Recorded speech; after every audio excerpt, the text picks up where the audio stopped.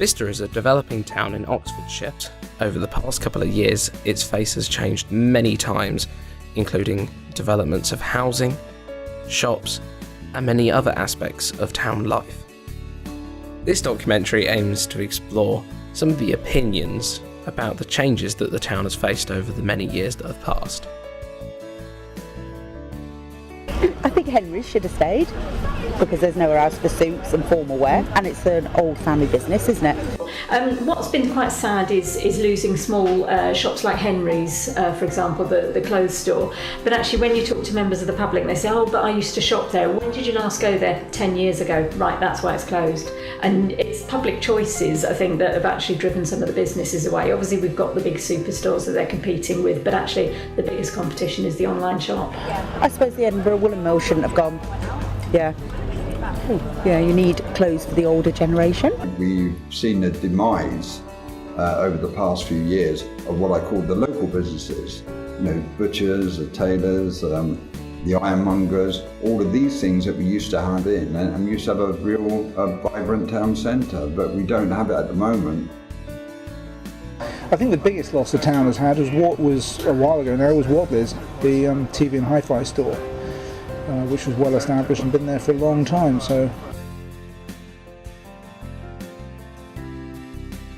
obviously the big one, Sainsbury's, because of what they've done with the parking, and that's all been very plus for the town. Along with the cinema, it's been one of the big attractions, which has gone down very well. A lot of people support the local restaurants that have come up in the town centre. Having a cinema is great. You used to have to go to Cowley or Banbury, but now you can book the tickets and you're there in minutes, so that makes a difference. Yeah, I suppose Sainsbury's has, and I suppose B&M bought a little bit of footfall in, but then building the big Tesco's has taken it away again.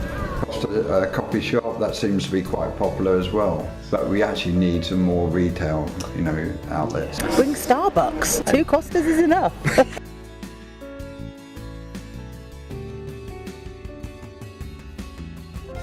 We're on the map. In some ways you could say we're on the map because of Bicester Village. It's good for the young people for work. The wages are good, but it kills us on the high street because people don't want to work for minimum wage when they can go and work at the village for a lot more.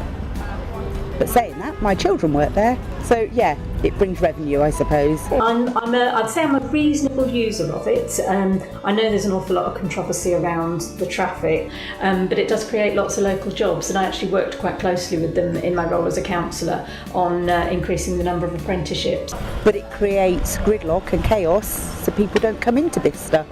People who live in Bicester tend to hate the village because of the traffic chaos it causes, but those of us that have teenage children are very pleased it's there because our children are well occupied working there and earning good money. But then I think also the people that shop at Bicester Village necessarily wouldn't come down the high street anyway. It's very good that actually the information centre in Bicester Village does guide a lot of people into Bicester who turn up at the village expecting to see Marks and Spencer's next and are disappointed, and then the information centre says take a walk down that alley so you'll find Bicester town. I think the people of Bicester want to blame Bicester Village for everything that goes wrong in this town. I think Bicester Village probably doesn't get the credit that it actually deserves. I mean, ever since 1995 when it first opened up, it was a new concept of shopping. I think it's good for Bicester because it creates lots and lots of jobs. Years ago I used to drive my car, or one used to be able to drive their car down the centre of Sheep Street and park up there and go and do your shopping without any fear of a parking warden coming in or around, slapping a ticket on the old windscreen. I do think that the town centre is suffering. We do need a few more real shops. Bicester itself is in a situation where it can be the sort of town that everybody actually sort of wants. There's a few empty shops which need to have new occupants, but apart from that, I think Bicester's looking really good and it's really gearing itself up well for the massive expansion of people that's going to be coming to live here.